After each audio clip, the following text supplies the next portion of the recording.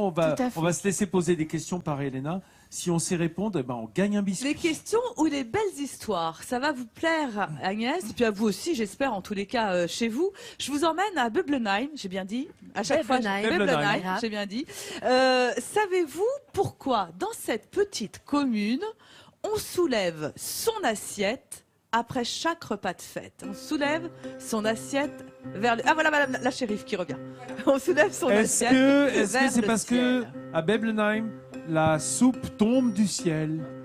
Ça pourrait être, mais ça n'est pas ça. Mais ah ouais, non, ça me paraissait effectivement, bizarre aussi. je vais lui accorder la réponse parce que, en fait, en soulevant son assiette vers le ciel, on appelle la prospérité, la chance et la fortune. En fait, c'est une coutume qui remonte au XVIIe siècle. Une fois, il y a eu un incendie qui a dévasté toutes les cultures, toutes les réserves de nourriture. Et puis, les habitants du village, au lieu de pleurnicher, au lieu de rester comme ça, complètement repliés sur eux-mêmes, ils se sont dit, qu'à cela ne tienne, nous allons festoyer avec les très peu de restes que nous avons. Et ils ont invité non seulement tous les gens du village, mais les gens des villages voisins. Ils ont fait cette fête ensemble et effectivement, à la fin, ils ont soulevé leur assiette pour conjurer le sort et pour appeler la prospérité. Les voisins, tellement touchés par cette histoire, le lendemain, le surlendemain, tous les jours, sont revenus jusqu'à ce que la terre leur redonne de la nourriture.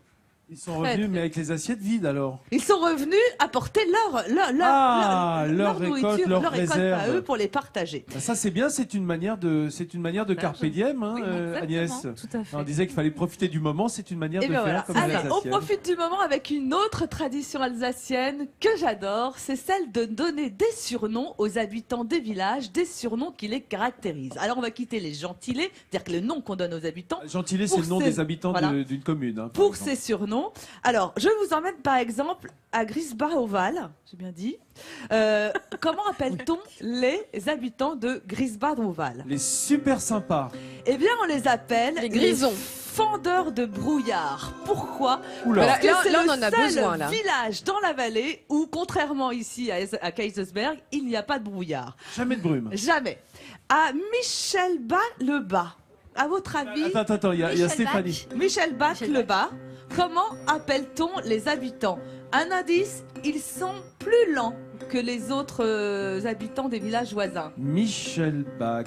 Donc les habitants sont lents, donc on les appelle pas les tortues, on les appelle escargots. Les escargots, bravo Hélène. Ah, bravo Hélène. Oui, mais elle est vétérinaire, elle connaît bien donc les animaux forcément, aussi. Hein. oui. Alors on reste dans l'univers animalier, Hélène, et nous allons à Buttenheim. Battenheim, c'est dans l'agglomération de Mulhouse, ça j'ai bien dit. Oui. Alors à Battenheim, le sol est très très dur, les cultivateurs ont du mal, ils travaillent. Quel est l'animal qui travaille La fourmi. La fourmi, La bravo. fourmi. On les appelle les fourmis. Bendorf, à Bendorf, on les appelle tout simplement les hiboux. Pourquoi? Parce qu'il y a la fête du hibou chaque année, donc c'est devenu le village des hiboux. Et Moche, on termine par Moche. C'est encore un animal? Comment on appelle les habitants de Moche? Les beaux. Les thons. Les thons, ça aurait pu être le thon. Bon, on les appelle les Mochois, tout simplement. Je vois pas pourquoi vous allez chercher midi à 14h. Hein. Les moches, les Mochois, quoi, c'est tout. Ah, tu nous as bien eu. Merci Elena. Alors maintenant, on est assez balèze maintenant en matière de surnoms.